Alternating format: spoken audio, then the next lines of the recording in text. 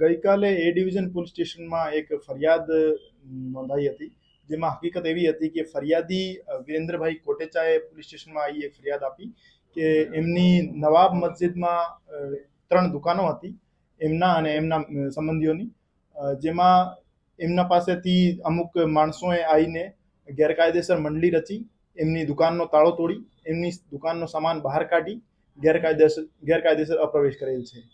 તો એના માટે એ ડિવિઝન પોલીસ સ્ટેશનમાં ફરિયાદ નોંધાઈ છે અને અત્યારે તપાસ ચાલુ છે. પ્રથમ દ્રષ્ટિએ એવું જાણવા મળ્યું છે કે દુકાન ભાડુઆત તરીકે દુકાનમાં ફરિયાદી રહેતા હતા અને લાંબા સમયથી એમના પાસે દુકાનનો કબજો હતો. વકફ બોર્ડનો એક હુકમ હતો જેમાં આરોપીને નિયમાનુસાર કાર્યવાહી કરી કબજો મેળવવાનો નિર્દેશ હતો, પણ જે આરોપી છે એમને નિયમોની પાલના કર્યા વગર ગેરકાયદેસર પ્રવેશ કરી દુકાનનો કબજો મેળવ્યો, એટલા માટે ફરિયાદ દાખલ કરવામાં આવી છે. સર, આ રીતની જે પ્રક્રિયા હોય જેમાં લાંબા વર્ષોથી કબજો હોય કોઈનો, તો એ ખાલી કરાવવાની કાયદેસર પ્રક્રિયા શું હોય?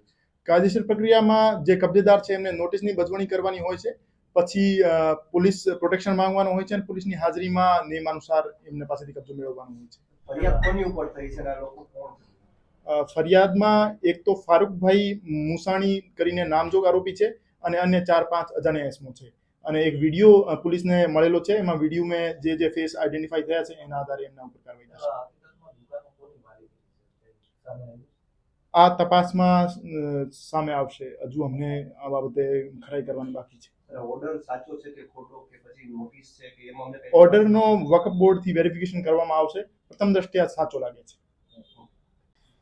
ગઈકાલે એ ડિવિઝન પોલીસ સ્ટેશનમાં એક ફરિયાદ નોંધાઈ હતી, જેમાં હકીકત એવી હતી કે ફરિયાદી વિરેન્દ્રભાઈ કોટેચાએ પોલીસ સ્ટેશનમાં આવી એક ફરિયાદ આપી કે એમની નવાબ મસ્જિદમાં 3 દુકાનો હતી એમના અને એમના સંબંધીઓની, જેમાં એમના પાસેથી અમુક માણસોએ આવીને ગેરકાયદેસર મંડળી રચી એમની દુકાનનો તાળો તોડી એમની દુકાનનો સામાન બહાર કાઢી ગેરકાયદેસર અપ્રવેશ કરેલ છે.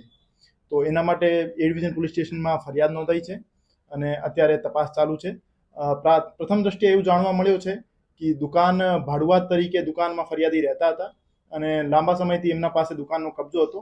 વકફ બોર્ડનો એક હુકમ હતો જેમાં આરોપીને નિયમાનુસાર કાર્યવાહી કરી કબજો મેળવવાનો નિર્દેશ હતો, પણ જે આરોપી છે એમને નિયમોની પાલના કર્યા વગર ગેરકાયદેસર પ્રવેશ કરી દુકાનનો કબજો મેળવ્યો, એટલા માટે ફરિયાદ દાખલ કરવામાં આવી છે. સર, આ રીતની જે પ્રક્રિયા હોય જેમાં લાંબા વર્ષોથી કબજો હોય કોઈનો, તો એ ખાલી કરાવવાની કાયદેસર પ્રક્રિયા શું હોય?